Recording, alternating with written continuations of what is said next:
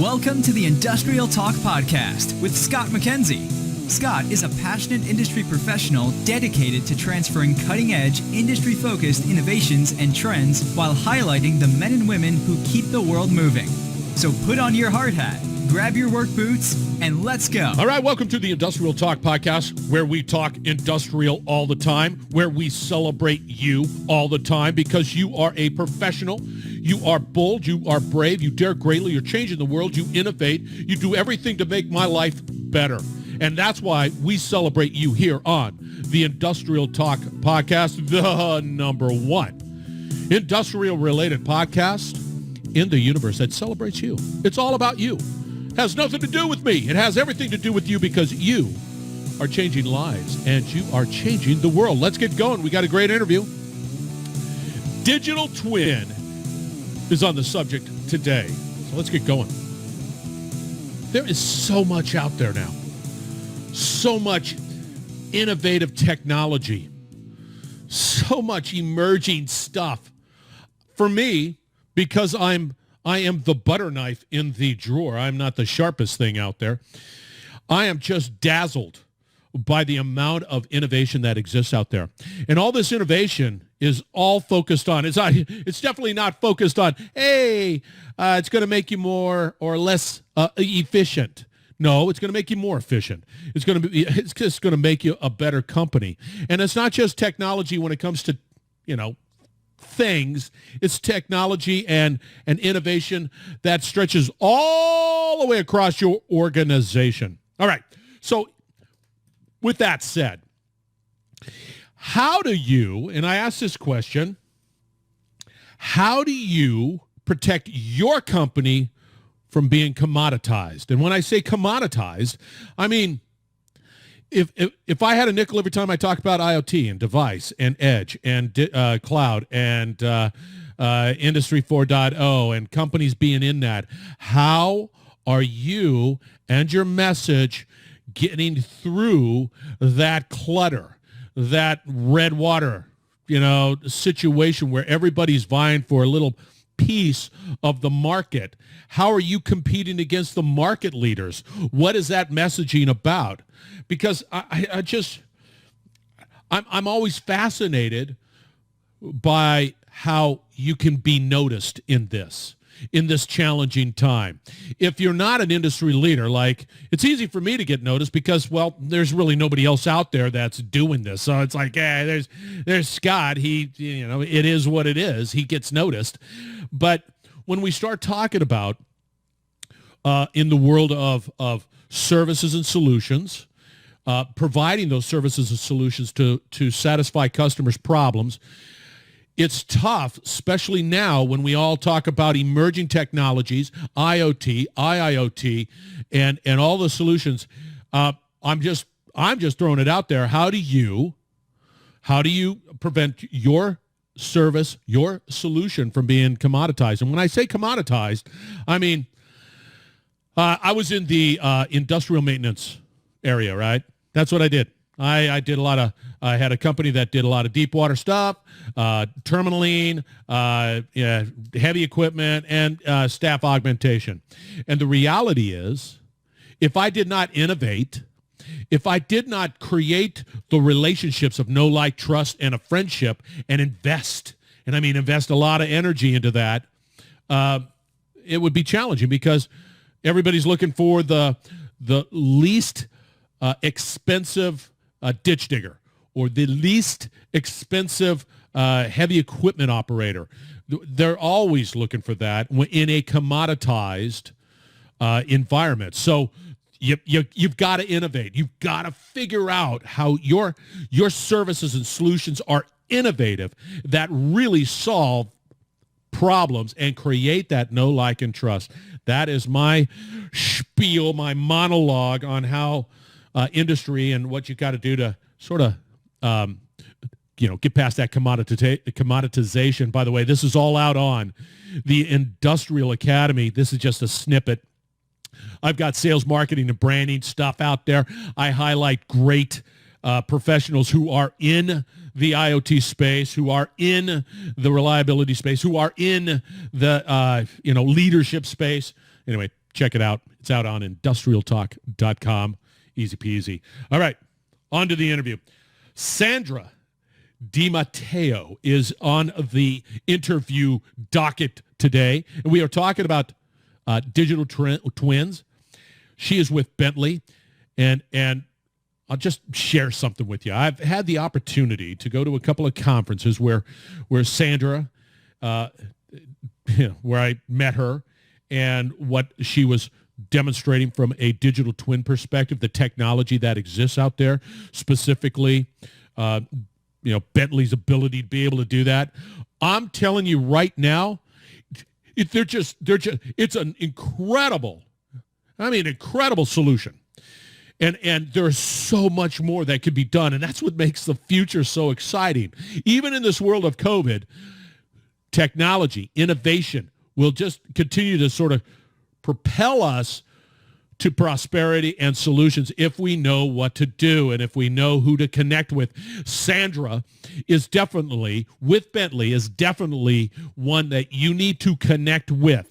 And as you know, at the end of this particular podcast, we're going to give you all the information that you need to get a hold of Sandra and the possibly other team members within Bentley to answer your digital twin questions, because that is so cool. So with that said, here's Sandra talking digital twin. Enjoy. All right, Sandra, welcome to the Industrial Talk Podcast. I am so glad that we went down memory lane in Hamilton, Ontario, Canada. Go Ticats. Thank you for joining the Industrial Talk Podcast. How are you doing? Oski Wee, I am doing great. You have to be from Hamilton. Yeah, I was going to say, you just sort of threw that out. What was that? That is the Tiger Cat mantras that you got to know the whole song. Oski Wee, Oski Wawa, Holy Mackinac, Tie Cat, Eat 'em Raw. Woo! I love it. Doggone it. I got the chills.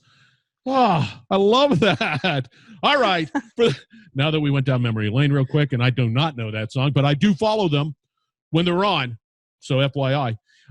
Give us a little background on who Sandra is, why you're such an incredible professional, and then we're going to get into the topic of Chief Change Officer and why that's important, or some strategies around it. Yeah, well, I'm Sandra Dimatteo. I'm the Director of Marketing for Digital Twin Solutions at Bentley Systems. My background, education, accounting, but I've been working in the high-tech sector for my whole career, really back in the days of EAM, software technology, and talk about change. We helped change that industry to focus not on accounting, but instead managing asset performance and reliability. So that's really, has been my experience. And now working with Bentley, really we're the digital twin company, but we're supporting people and processes, right? Right. Now, for the listeners out there, give us just a quick little definition of what digital twin is. So digital twin is it's a digital representation of your physical asset, right? Yes. And with as well the underlying engineering information, right? So it's really a digital twin is bringing all the information together in a way that's supporting people and processes to help collaborate, in supporting collaboration really across that whole life cycle of an asset. That is a great dovetail into the real topic that we want to talk about, because digital twin and the for companies to begin to embrace that technology and have it, especially today when we are talking about this virus environment, this virus market, companies that had a digital twin representation probably fared a little bit differently than the ones that were a little behind the eight ball when it comes to the digitization of their business. That's just my point. Do you agree? Yeah, well, absolutely. In this time of the pandemic, we saw it all. And really our sort of mantra during this has been Bentley's got your back, because if you haven't gone digital, you're going digital now, right? Yeah. And so, technology, related, technology is helping to change the way we work, right? I mean, we have to pivot to digital now, and technology is helping to drive that change. So let's talk a little bit about that. The topic and subject matter that I'm pretty interested in is there's a conversation around a chief change agent. We, without a doubt, the elephant in the room, we're going through change. It's a 2x4 hitting you up aside the head, or it might be something a little lighter than that, but we are in the world of change. And let's talk a little bit about change management and what you know about change management and companies that are like, I know I need to change. Help me, that type of thing. Yeah. So, I mean, my background, I learned about change was related to sustaining reliability. So I'm in the industrial world, sustaining equipment reliability on production equipment. I mean, it's worth literally millions if we get that right. And that required, so I learned about this technology solution that from these masters in my hometown, actually, ArcelorMittal DeFasco, Gino Palarchio, Ron Thomas, they now retired, but they created this thing called WERSR, World Class Equipment Reliability. It was a process. Say that again. It was practices. Say that again. WERSR was kind of their acronym. So it was World Class Equipment Reliability. And it was essentially a process at the core. And really that's what this is all about, right? Is when you talk about changes, are you controlling the process? Do you have a methodology? Are you helping the people? Again, the change aspect. And then technology. People always think about the three-legged stool, right? So people, process, technology. What Gino and Tom used to do, Ron Thomas, was they used a planetary gear system as the analogy. This is a technical audience, right? So if you think of the three main gears. It is now, right? Let's put it that way. You're going to have to learn, you listeners. Listen to the champ here. There you go. So people, process, technology, the three main gears, right? But in a planetary gear system, you've got this outer ring and you got this middle cog. So this outer ring, I think we realized that it was super important to have proactive management to help support and drive change. But that middle, I think now, after, knowing John Fortin, who we're going to talk about, right, the book on execution and this whole Delta Force model, and that change, the idea of a change officer and that person driving change is that middle cog of the planetary gear system. But here's the reality, Sandra, we don't like change. We don't like it. I mean, I let's say pre-virus, a lot of people would be saying, no.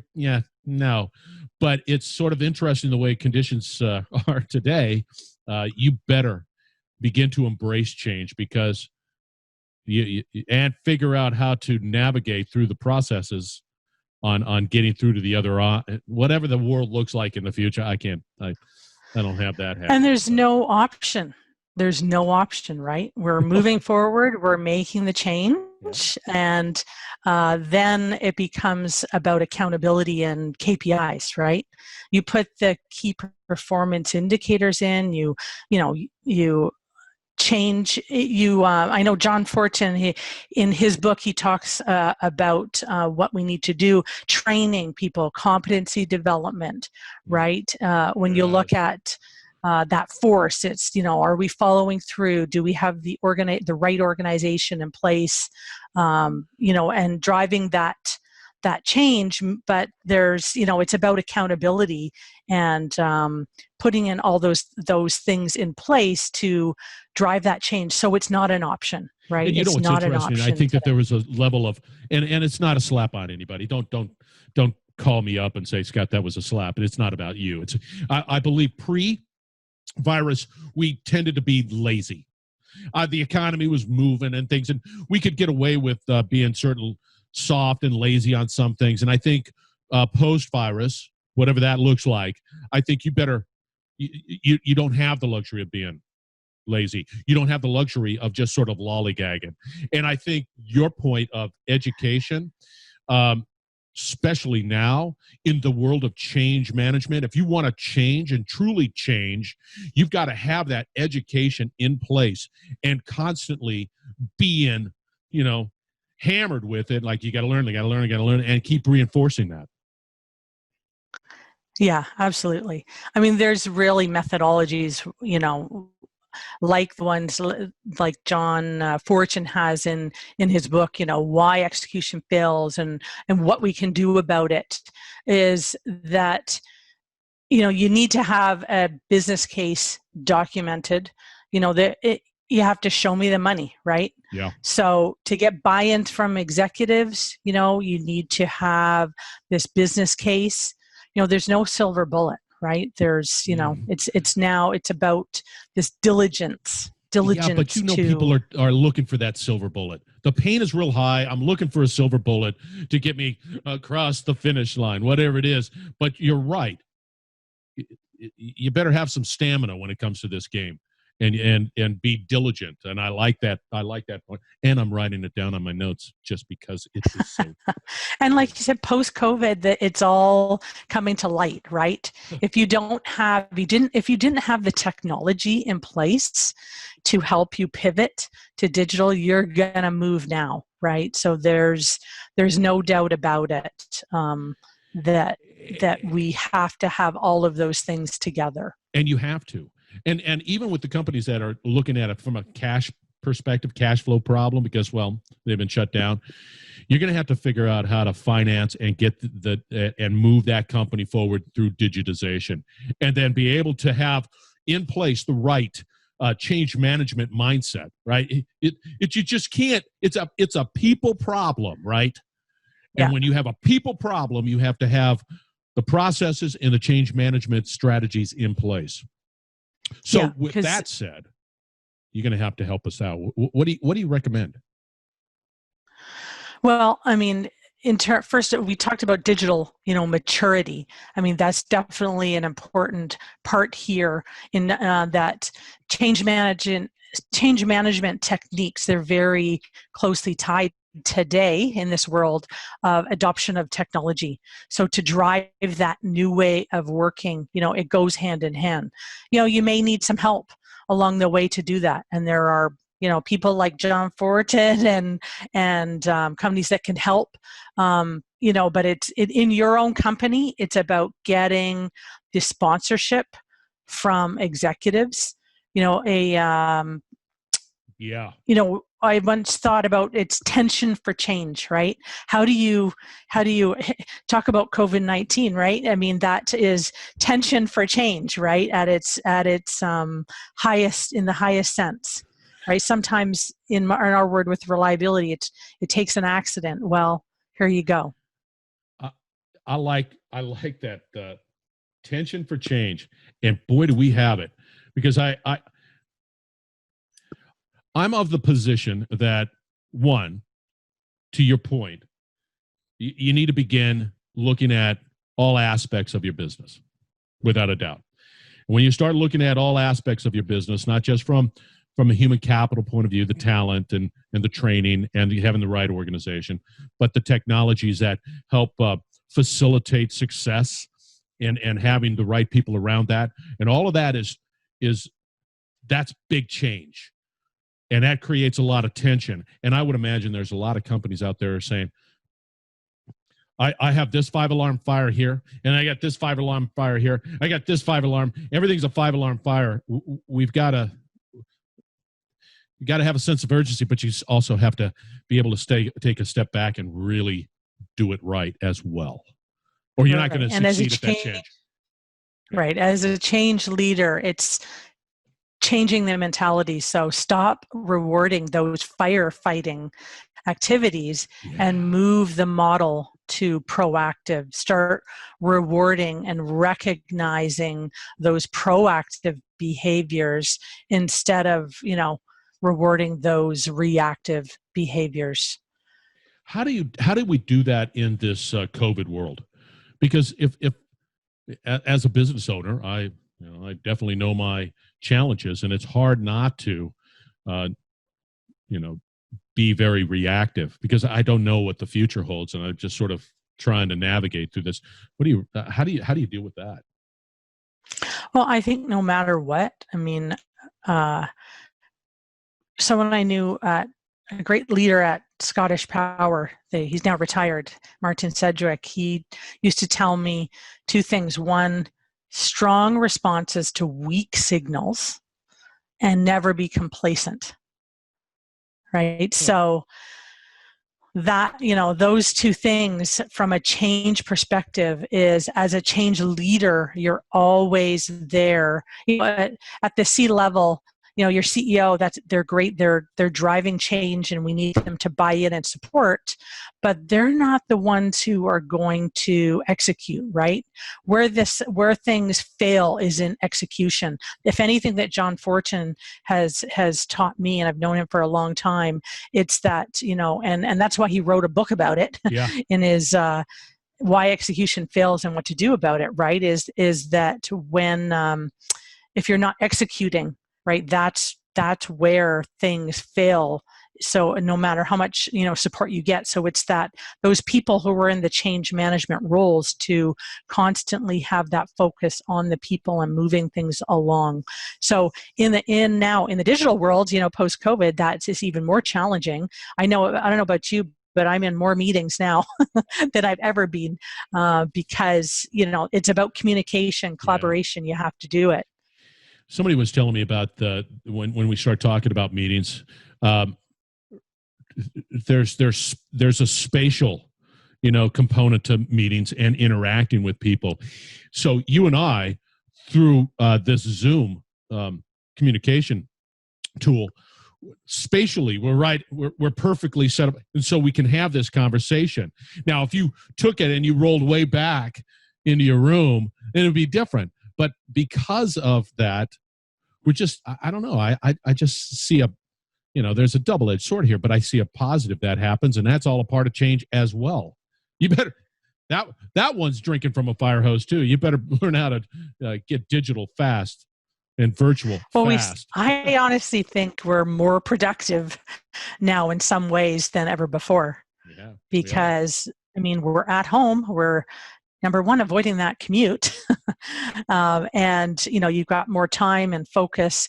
Yes, we're missing those water cooler discussions, which sometimes the best ideas come from. So, time will tell. But, we're doing more of this where we're having the video chats online. So you still can get the face-to-face time with people. I think when we start talking about change management, I think it all just gears down to the human element, the opportunity to talk.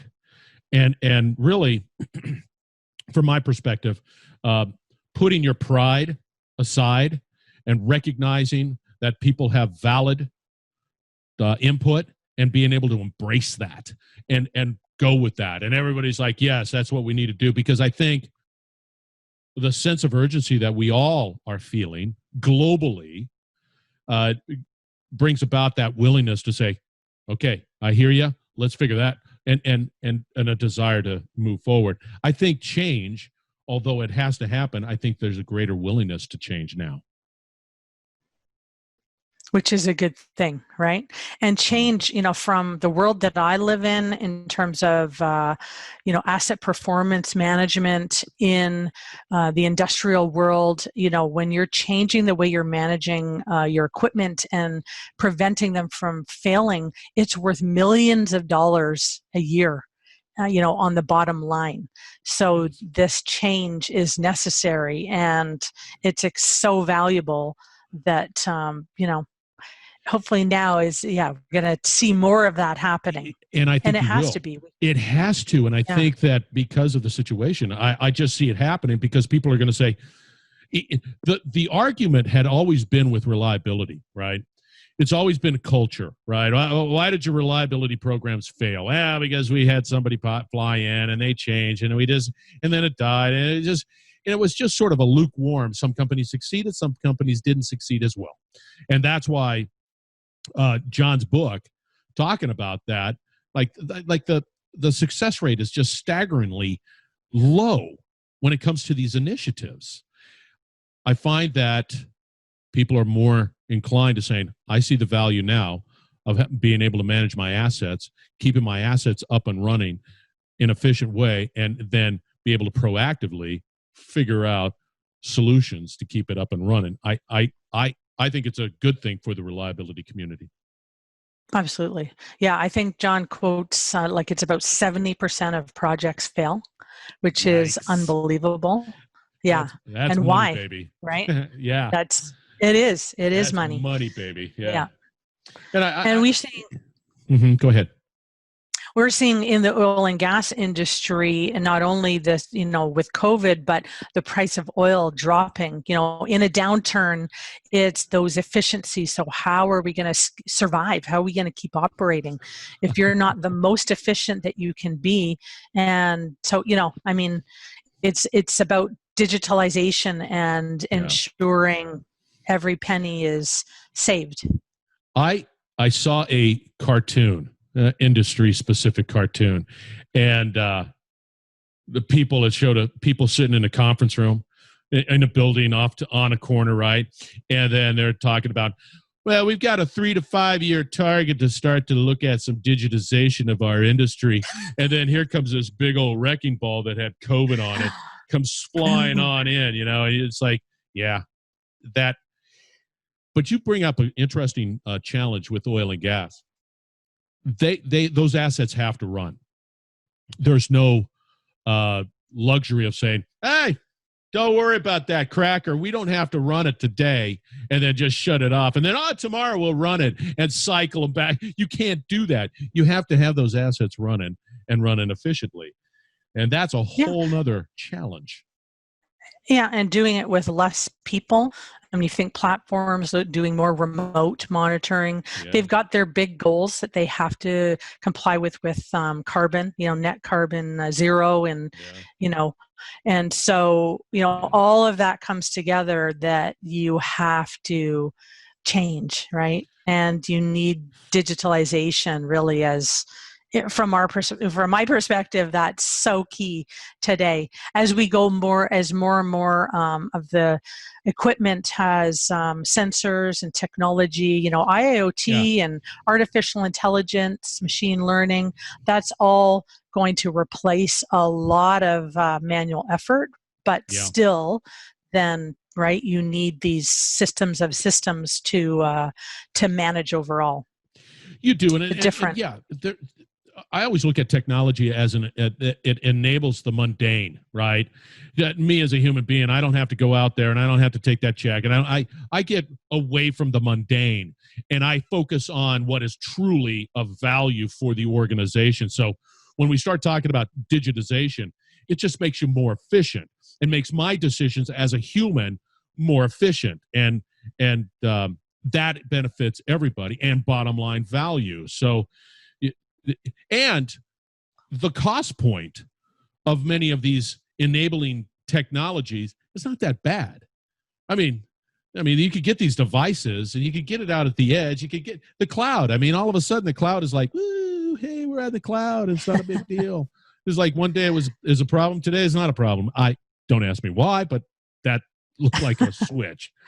Well, that is true, right? I mean, we work with Microsoft, and the Azure, cloud platform is more secure than anything. But it's in the connections, perhaps. But that's a whole nother story. That's a whole nother conversation for another day. But really, what it came down to, you said it was helping me, the human. So it still comes back to this topic today, which is about people and changing. Right. And being able, the people, the change, the culture, and everything that's associated with change management, it is upfront, in your face, and it is now. It is, in fact, it's yesterday.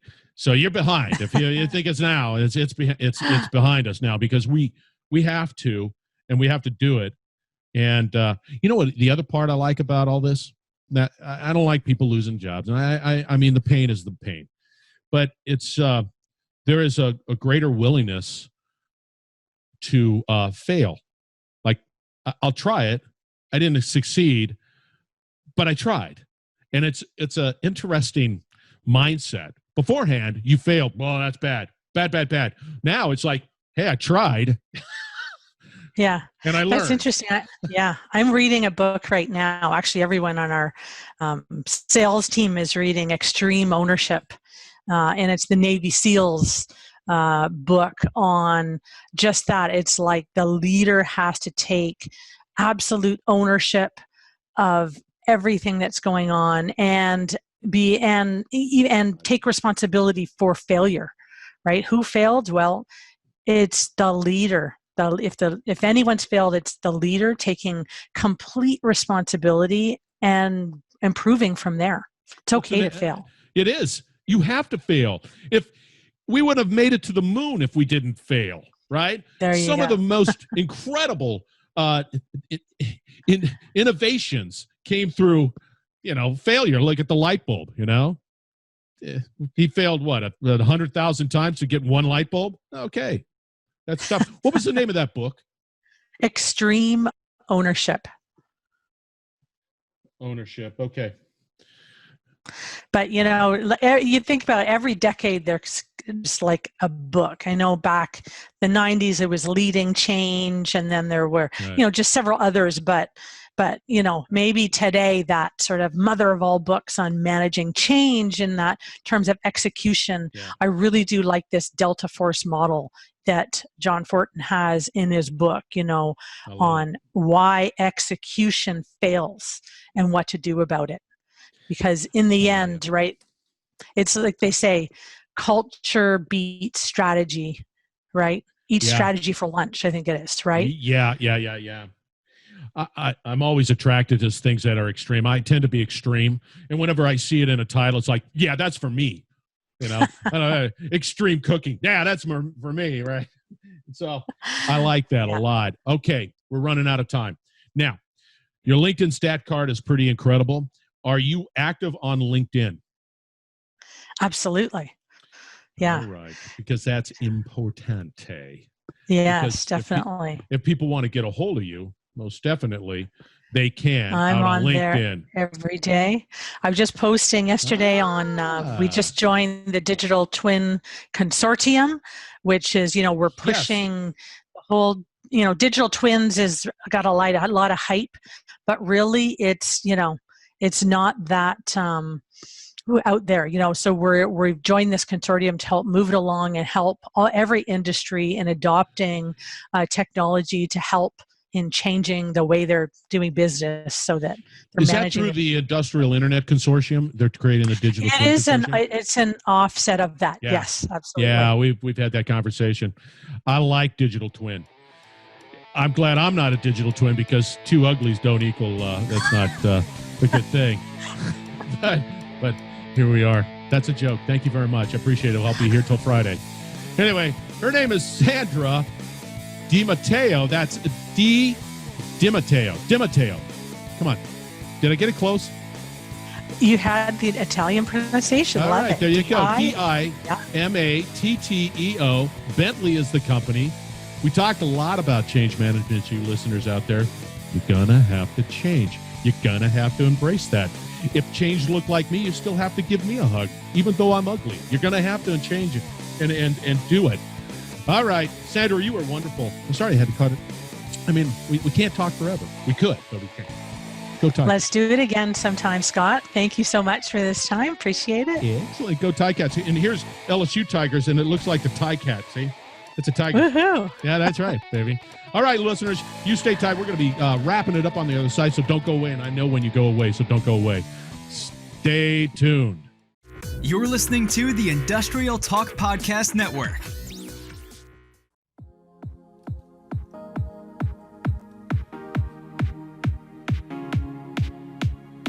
All right, thank you very much again for joining the Industrial Talk Podcast, the number one industrial-related podcast in the universe. I have nothing to ping it off way out there beyond the galaxy, but I'm just saying we are. Anyway, Sandra Dimatteo with Bentley, digital twin is the solution out there.